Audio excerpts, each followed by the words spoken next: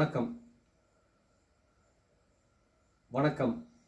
கடந்த 2 ஆண்டுகளாக காங்கயம், ஊத்துக்குளி, வெள்ளகோயில் சுற்று வட்டாரங்களை உள்ளடக்கிய திருப்பூர், கரூர், ஈரோடு, கோவை மாவட்டங்களில்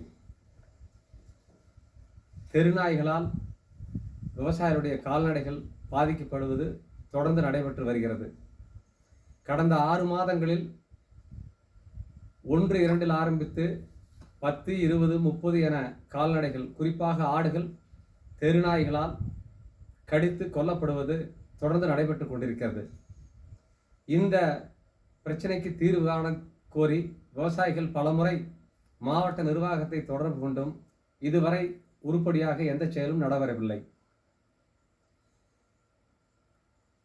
விவசாயிகள் போராட்டம் நடத்திய போது மாவட்ட நிர்வாகத்தின் சார்பில் கலந்து கொண்ட வட்டாட்சியர் இழப்பீடு வழங்குவதாகவும் உடனடியாக நடவடிக்கை எடுப்பதாக கூறியும் இதுவரை உருப்படியாக எதுவும் நடைபெறவில்லை. நேற்று காலையிலிருந்து காங்கயம் 4 ரோடு பகுதியில் ஈரோடு பழனி நெடுஞ்சாலையில் பாதிக்கப்பட்ட விவசாயிகள் இறந்து போன 30க்கும் மேற்பட்ட ஆடுகளை சாலையில் கிடத்தி போராடி கொண்டிருக்கிறார்கள். மாவட்ட நிர்வாகத்தின் சார்பில் எவ்விதமான நடவடிக்கையும் எடுக்கப்படவில்லை. தெருநாய்களை கட்டுப்படுத்துவது என்பது மிக எளிய சாதாரணமான நிகழ்வாகும்.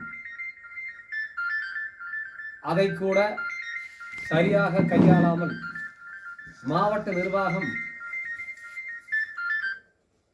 நடந்து கொள்வது மிகுந்த வருத்தத்தை அளிக்கிறது.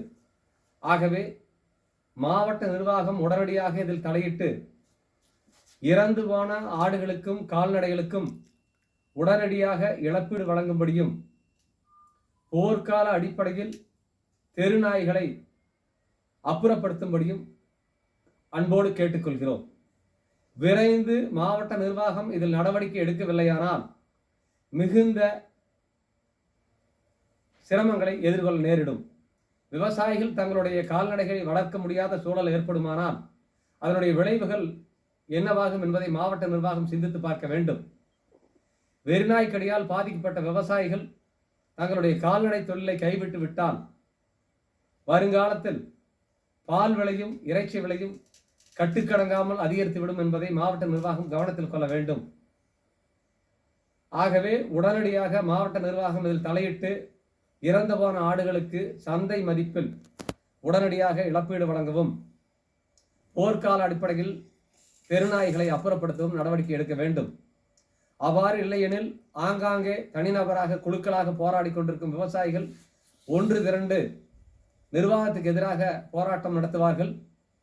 மாவட்ட நிர்வாகம் விவசாயிகளுடைய கால்நடைகளை வளர்க்க வேண்டிய, பாதுகாக்க வேண்டிய கட்டாயத்திற்கு தள்ளப்படும் என்பதையும் மாவட்ட நிர்வாகத்திற்கு தெரிவித்துக் கொள்கிறோம். நன்றி, வணக்கம்.